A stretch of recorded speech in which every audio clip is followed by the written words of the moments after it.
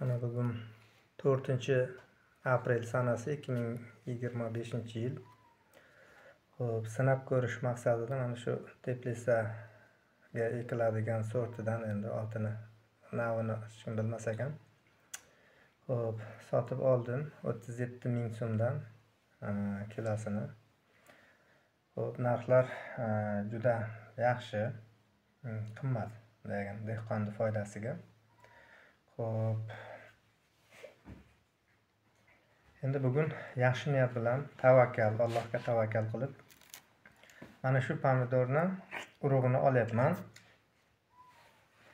Xo'p, endi o'zidek chiqadimi yoki chiqmaydimi? Endi o'zidek chiqmasa ham, balkim shu ochiq dalada ekiladigan pomidorlardan balkim sifatliroq bo'lishi mumkin degan ehtimol bilan shu urug'ini olib birdaniga biogumsga ekamiz. Endi bundan 5 kun oldin ham 1 kilo olib ekkan edim. Juda pomidorni mana shu yo'lda transportyorligi juda yaxshi, devorlari juda qalin ekan. Mana qarang, o'zingiz baho berishingiz mumkin. Juda qalin. 4 ta kameradan iborat. Xo'p. Nasib bo'lsa, Xudo xolasa ko'raveramiz.